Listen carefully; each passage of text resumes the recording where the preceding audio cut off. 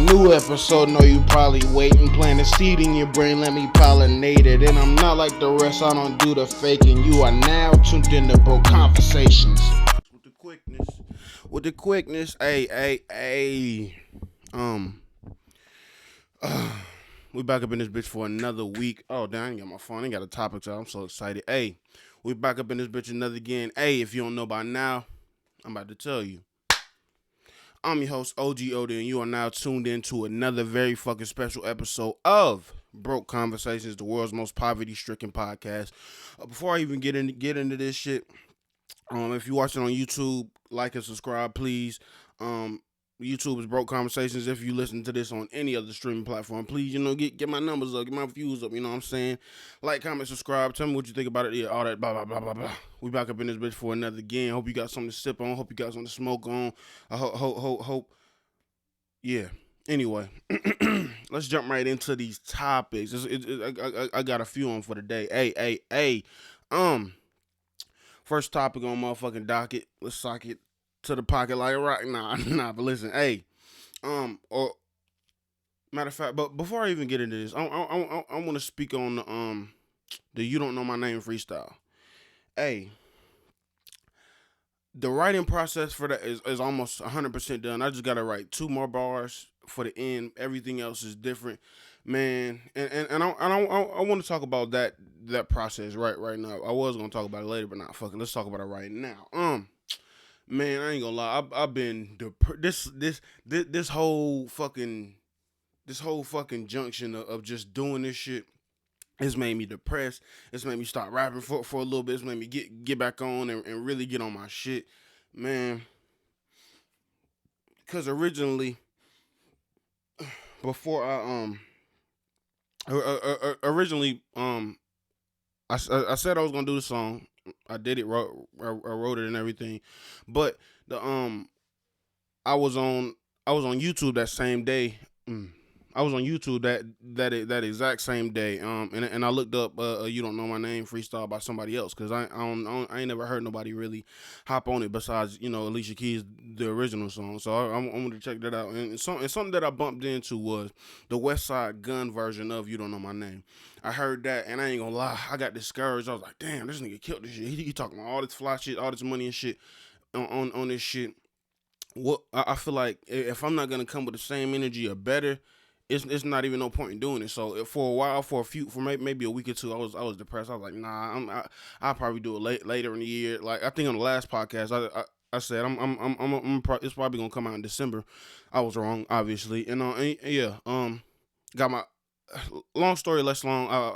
I got my confidence back. I got rhythm. I got flows. I got so many different pockets that I'm jumping in and out of. My lyricism is just it's becoming immaculate, and I cannot wait for y'all to motherfucking hear it. So be on the lookout. I will be recording. Oh yeah. Before I even finished it, I will be recording this shit. And I tried to record it yesterday to keep it all the way flaming hot Cheetos. You feel me? But I had an issue. Like I had an issue with the breathing. Like I wrote the way I write. I write down thoughts, stuff that I think is profound, and stuff that I think people need to hear, whether it's common knowledge or not. You know what I'm saying? And then I turn that into bars: 4 bars, 2 bars, 3 bars. 5 bars, 6 bars, 8 bars. However much I choose to go in on that specific scheme, that's what I do. And while I was trying to record it yesterday, I didn't even get past the first 4 bars because they're so, I don't want to say lyrical. They're so, it's a bunch of words, a bunch of big words and shit like that. And I realized that the best artists, when they write, they leave spaces for them to take a breath. And also I've been looking in that factor, and I've also been looking into expanding my lung capacity. I've been doing breathing exercises. You exhale and keep your lungs empty of air for like 5 seconds. Then you fill them up and hold it for 10 seconds to build your diaphragm, and stuff like that. And plus, I'm a smoker. I'm so lucky, and I'm so glad I don't smoke cigarettes. I smoke weed, but it ain't that bad. And I try to stay away from blunts and shit like that. I'm on normally paper plane game, but I do be smoking the Fronto. But anyway, that's basically me putting y'all up to speed on the You Don't Know My Name freestyle. It will be dropping within this month for sure. Within this month for sure. I'm just trying to get my breathing exercises down, trying to maybe I guess slip in a breath here and there, and yeah. That's that on the You Don't Know My Name freestyle. But anyway, let me hop back in. Let me hop right into the first topic. Let's keep it music related. Recently, I think I saw a post on YouTube or Instagram or something like that, and that made me go to YouTube. It said Orlando. Oh yeah, that's exactly what it was. It was a snippet of Orlando Brown new music video. He dropped a new music video about.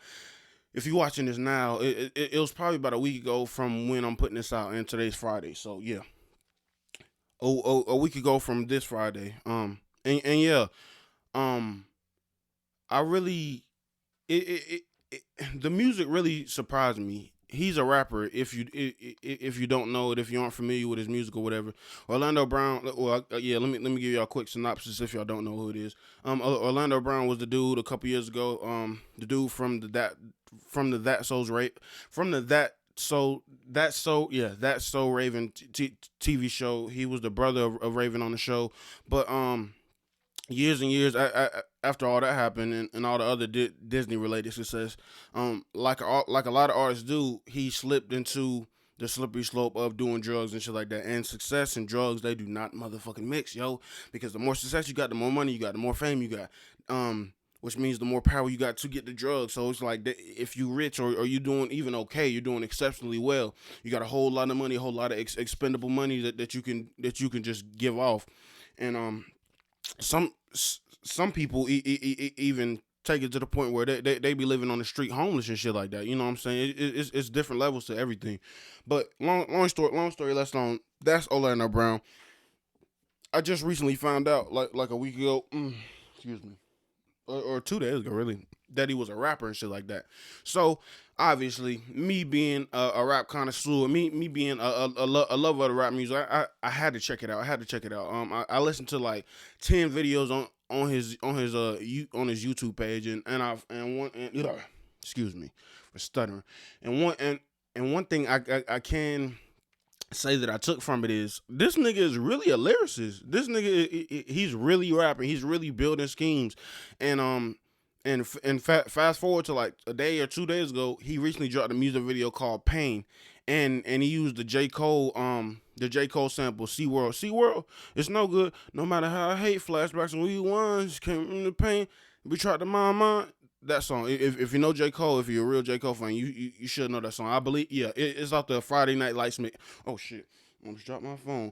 It's off the Friday Night Lights mixtapes, and the whole first verse, Orlando, bro, I ain't even gonna cap. I had to listen to that shit 4, 5, 6, 7 times just to go back to the first verse because he was just going in and out of flows. Like I love that, and I really can't wait to progress my style to be so abstract and so just raw. He murdered that shit, bro. He murdered that shit.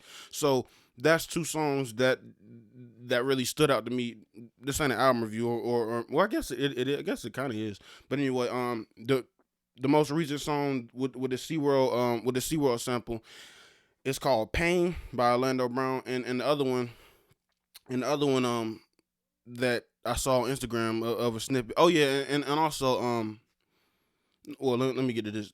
The other song that I was talking about is called Crime Don't Pay by Orlando Brown, and also another thing that he touched in the Crime Don't Pay song. He was talking about Vlad and how Vlad was milking him being on drugs and distraught and saying a whole bunch of things. A few years ago, Orlando Brown he was off drugs and he was talking about he fucked Raven Simone and all that shit back in the day or whenever, and he was just wilding, and you could tell he was off the drugs because he was tweaking in every single interview, in every single video. He was tweaking like out of his fucking mind, and now that I see the music that came after that, it seemed like he has a team and stuff like that. He doesn't do features with big artists. The only consistent features and like I said, I've only been looking at his videos on his YouTube. I ain't seen all of them, but I've only been looking at them for the past 3, 4 days. So yeah, keep keep that in mind. But from what I'm seeing, recent music, he's only keeping his specific team in line and shit like that. Everybody, or most everybody that I see him on a song with, they kill that shit. They murdered that shit, and they really believe in the music. Fuck the trap shit. Fuck the I'ma kill you and all that shit. And plus, Orlando Brown, I think he probably approaching 40, if not in his mid 30s. That's what he look like in his videos. Not that that's a bad thing or whatever, but you know what I'm saying. You need to progress. You need to progress. You need to progress. And I love seeing that. Shout out to Orlando Brown for sure, my nigga, for sure. Next topic on the docket. Oh yeah. I also wanted to go back to when I said a few episodes ago about TV shows and shit that I was getting back in. One point that I forgot to bring up about iCarly and Big Time Rush. Those shows, they had really good plot, but bigger than that, they showed you and at a young age, they showed us as kids at a young age the bullshit and the pitfalls of the industry, of the music industry, of the web industry, of signing contracts for shit that you may not know about. And this can happen to children if they're child stars, and this can happen with adults that don't know anything, that don't know the lawyer language, that don't know to read their contract, that don't know, have somebody that knows something about the music industry to read their contract, and so they can actually explain it to you and shit like that. So that's something, and the fact that these were, I ain't gonna bring that up, but yeah, that was something that's big, and that was something that we don't even see today. You know what I'm saying? We see more people talking about it, like I'm talking to y'all, but other than that, we don't see that type of passion. We don't see that type of care. You know, on the behind the scenes, on the flip side of everything, fame is not always a good thing. And on Big Time Rush and iCarly, they really showed that. But let me move on. According to Complex, Uber CEO Dara, she got a long ass last name, or he, Dara K. I'm just say that. According to Complex, Uber CEO Dara K has expressed interest in getting Uber into the cannabis delivery. Damn, I can't even speak. Anyway, listen, Dara K, the CEO of Uber, is talking about and having conversations about whenever the laws are federally legal, because you know weed is only legal on the state level. No matter what state you in, it's only legal on the state level. Whenever weed is legal on the federal level, that Uber will be starting to do that. And to add on to that, Uber recently acquired a 1.1 billion. That's a B, not an M.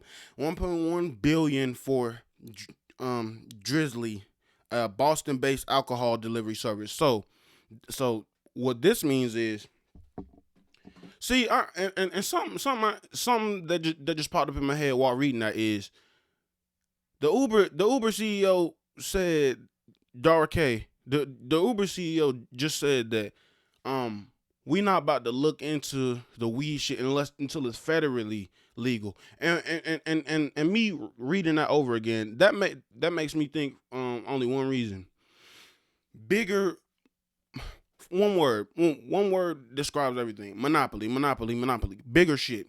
Why would you wait and only, I believe I read an article, it said weed is only legal in about, I think, 16 states out of 50. So I guess the Uber CEO Dara K is thinking like, nah, fuck this shit. If I'm about to get into this shit, I'm about to be pushing weight, pushing pounds, and I ain't got time for the feds to be kicking in my door and, you know, fucking in my bread flow and shit like that. That's some player ass gangster ass shit. Not that I think about it. And before I even get too far off on the alcohol company that they bought for 1.1 billion, Drizzly, a Boston-based, like I said, a Boston-based alcohol delivery service. Yo, it's OV. Every couple weeks, I have this exact same conversation with y'all. Whether it's Apple, whether it's Walmart, whether it's whatever, whether it's Uber, whether it's Google. You know what I'm saying? Those four big companies, they're spreading, and and all of these big companies that have the actually capital and have the money, they have found loopholes. They've been found loopholes.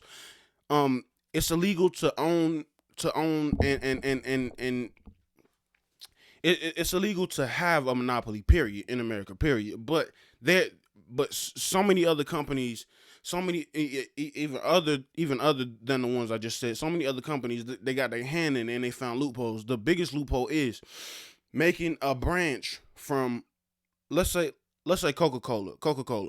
Let's say Coca Cola is is not 98 or 99% of that type of cola.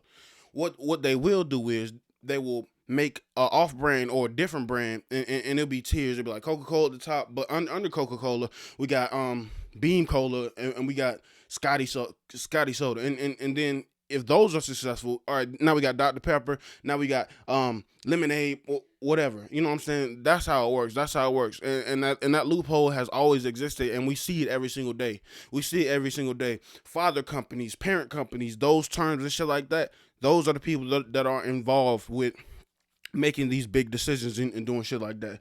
I just want to. My only reason. Excuse me. My only reason in even bringing this up is just be aware. Be aware of the monopolies unfold, and maybe it's not 100% bad. I'm just saying, be aware of the big business moves that these big corporations are using. Like, this is big. This is not small, and that was a big ass flex for Dara K, the CEO of Uber, to be like, nah. I'm not even gonna be distributing them little nickel and dime bags in the little 16 states where it is actually legal to sell and shit like that. Fuck that shit. Dara said, nah, we about to be pushing big weight. We about to make weed the new crack, and flood the motherfucking streets like it was the motherfucking 80s. You know what I'm saying? And yeah, just be on the lookout. That's all I gotta say about it. But oh, before I get into that very very serious note, Jay Prince recently bought a private island and posted a video of it on his Instagram. We only hear we only hear about shit like that, shit like this in movies, or when it's some grimy nasty, or I don't even want to say that. I don't even want to say that. I don't even put that energy on him. We only see this type of stuff in movies and in videos and films. Yo, I got so many. I Now that I think about it, I got so many questions. How much does it cost? Do you got to pay taxes on the island, or do you buy it straight out? I mean, yeah, that's a good question. Do you have to pay taxes on the island, or do you just buy it straight out and then that's mine? And can you defend it like it was a military base, like if anybody or a boat or a cruise ship try to land or dock there, can you shoot them? You know, I got so many questions, but other than that, I'm not gonna get no immediate answers off that unless I look it up or I guess talk to Jay Prince. But other than that, this is wow, man, wow. How many black people do you know, period, in history? I'm not talking about just living, but especially living. How many black people do you know that's owning an island? That's some amazing shit, and that's some amazing shit for some people like me to look up to maybe make goals. You know what I'm saying? Maybe I might not get an island, but I can get, you know what I'm saying, or even if I want to get the island, fuck it. I can do that. But shout out to Jay Prince. Shout out to, I think I don't even want to say the wrong thing, but anyway, yeah. Shout out to Jay Prince, and yeah, bro, that shit is amazing. Who buying an island? He about to be lit, especially if it got natural resources, if it got fruit and shit. And depending on how big it is, he could go crazy. He could be building stuff on there that the government and shit don't got nothing to do with. And I wonder the regular taxes, if he did choose to build stuff and maybe even make the whole island just regular company, just for business or whatever. If he did that, does he have to pay the same amount of taxes that he would if he was living where I'm living at, or living in the United States or whatever? Well, I don't know where the island is. I don't know if it's in the United States. It didn't look like it. This shit look tropical. But yeah though. Damn, I got so many questions. But anyway, shout out to Jay Prince for real. And I'm just go and get it. I ain't about to prefix shit, preface shit. Anyway, Minnesota Brooklyn Center Chief Police Tim Gannon releases a 1-minute clip from the officers on the scene of the recent death of Daunte Wright. Due He died due to lethal. Damn, I can't even speak. I'm a rapper. I can't talk. He what's his name? Daunte Wright died due to lethal force that was inflicted by Kim Porter. Um, and they claimed that it was a mistake and she meant to grab her taser and stuff like that. But before I even get on, I want to speak on that situation a little bit. Um, I've been hearing and seeing a whole bunch of like civilians and officers' feelings and feelings and about the situation and stuff. They said whenever you go through training, the taser is what you use with your weak hand. Well, it's on your weak side. The gun, if you're right-handed, the gun is on the right hand. If you're right-handed, the gun is on the right side. If you left-handed, the gun is on the left side. Whatever hand is dominant, but whatever hand is not dominant, that's the hand with the taser. Um, I watched. Yeah, I'm gonna go ahead and get into that. I watched the video and first of all, even first of all, I didn't see a reason even for the taser because it was literally like three officers on him trying to arrest him. First of all, why are you even allowing that to be an option? Most of the time, professional officers, when they get you out of the car, when they tell you to get out of the car, they bring you around to the front or the back of the car, or you know what I'm saying, and they stand there and they talk to you. Why would you even allow? This is bad policing on all of them. But wait, the matter of fact, yeah, this is that whole situation should have never happened because police should be protecting and serving, not just defending themselves when they feel like, oh, it's a threat, or whatever. And it was not. That was most definitely not the case at all. But let me read the rest of this article. Then I'm gonna tell you. I'm gonna express exactly how I feel. Like I said, they claim it was a mistake. She meant to grab a taser. But the thing about it is, Kim Potter, the one who shot Daunte Wright, is a 26-year police veteran. She's been on the force for 26 years. So there's not room for mistakes. There's not room for mistakes. If a pilot is flying a plane for 26 years and he'd be like, oh, damn, I forgot to landed the right way. Oh well, it was an accident. No, it's not. Oh well, because you're putting people's life at risk. It shouldn't be just she gets to quit because that is what she recently did after that situation happened because she knew she was gonna get backlash and she couldn't take it. She couldn't stand up to the motherfucking heat, so she quit. She resigned. And if anything, I'm glad that little thing happened because we already know about the justice system. We already know about the bias. We already know about they still trying to find people for the jury that haven't seen the George Floyd situation. And who gives, when it comes to situations like, I understand in other court cases, being biased is wrong and shit like that. But when it comes to shit like this, it's clear and cut. It's on video, it's on tape. Who gives a fuck if the jury knows about the case? Who gives a fuck if they're biased? Right is right and wrong is wrong. Simple. But let me finish. Also to add insult to injury, she was training a new officer on the day of the killing. So she was showing that the new officer, oh yeah, this is how you handle somebody that's just simply trying to get away. He wasn't even trying to fight them. He was just trying to get away. But at the same time, no. You being Daunte Wright, you being black in America, you know the stigma. And if you are afraid of them, then you shouldn't. If you are afraid of them, then you have probably seen countless other people, George Floyd, countless other situations. No matter if you are in the right or the wrong, you have to do what they say. That's how it goes. Whether he lived or died, you have to do what they say, whether they are right or wrong. Just so you can do as much as you can to make it home. Period. And I wish Daunte was alive, so he could hear, that type of sentiment. It shouldn't, even though he did something wrong. Officers, Kim Potter, her mistake, air quotes, should not ever cost any officer, especially any officer. But I'm talking about Kim Potter in this case. A mistake from an officer or any elected official, whatever, should not cost anybody their lives.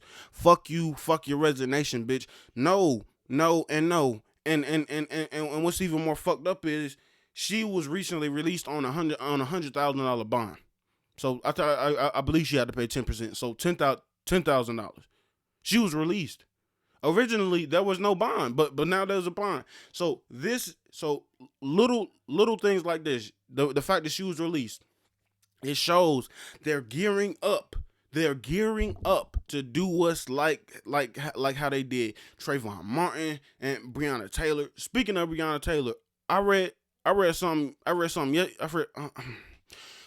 yesterday that the officer or one of the officers that was involved in killing Breonna Taylor is writing a motherfucking book about it. Now, don't get me wrong. I believe in free speech and all that, but come on, come on. I like, what is there to say? I messed up or I did my job. That's that's the only two stances you can have as an officer being in that position. I messed up or I did my job. We already know. Why are you trying to capitalize off somebody's death? That's never cool. That's really never cool. But at the same time, I do I do respect anybody that wants to get their story out. But yo, we already know the story. What more can you say? I understand that officer probably got a lot of backlash, but okay, and you took somebody off of this earth. Whether I don't give a fuck whether they was guilty or not. That was not the right way to do that. Killing somebody in their bed. I can't imagine that shit, bro. I can't imagine that shit. Me going to sleep and not waking up because they killing me in my sleep, bro.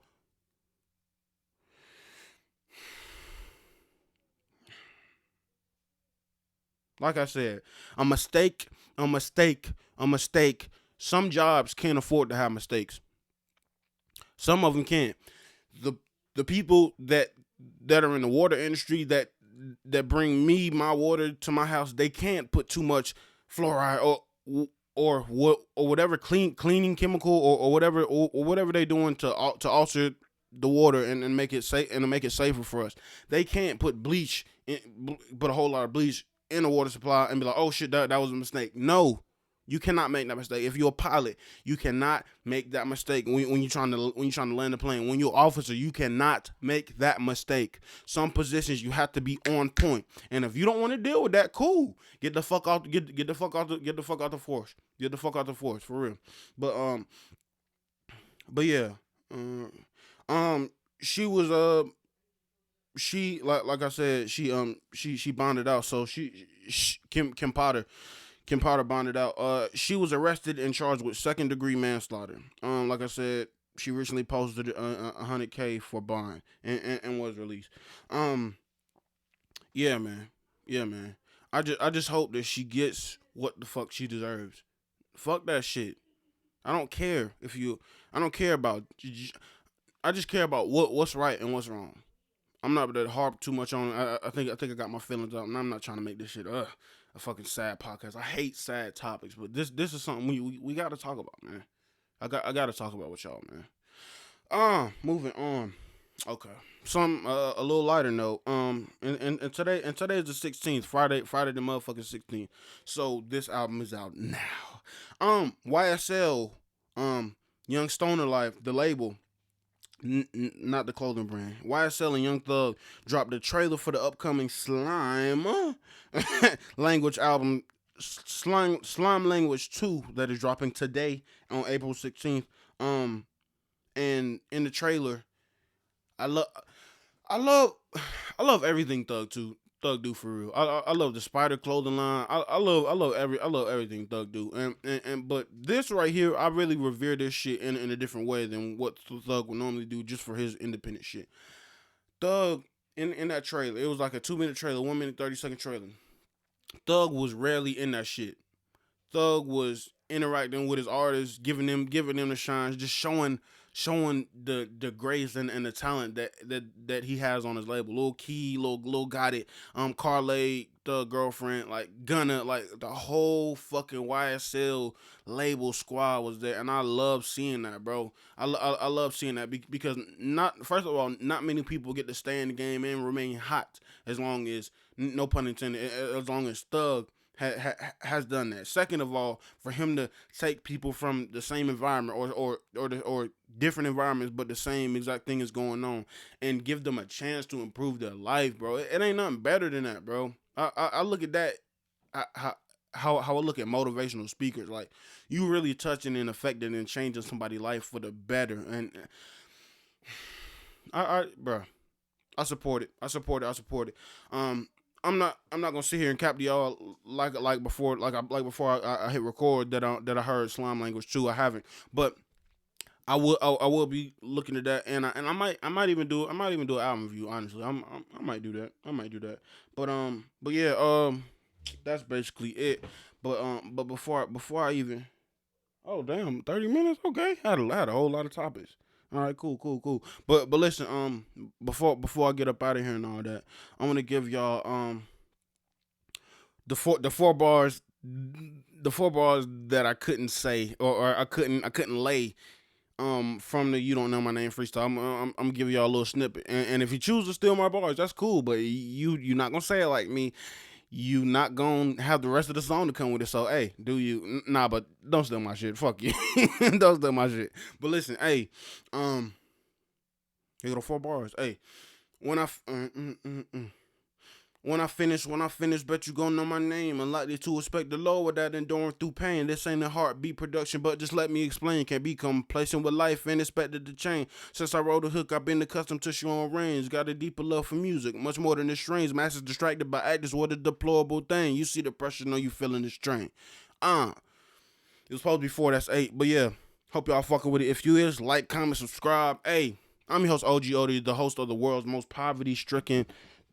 I ain't even do it this time. Fuck it. The host of the world's most poverty-stricken podcast. Look at my pockets. Go on YouTube, nigga. Sign on YouTube. Broke Conversations. Look at my pockets, nigga.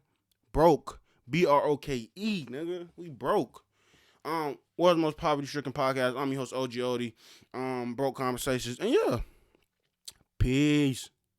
For a new episode, know you probably waiting. Plant a seed in your brain, let me pollinate it. And I'm not like the rest, I don't do the faking. You are now tuned in to Broke Conversations.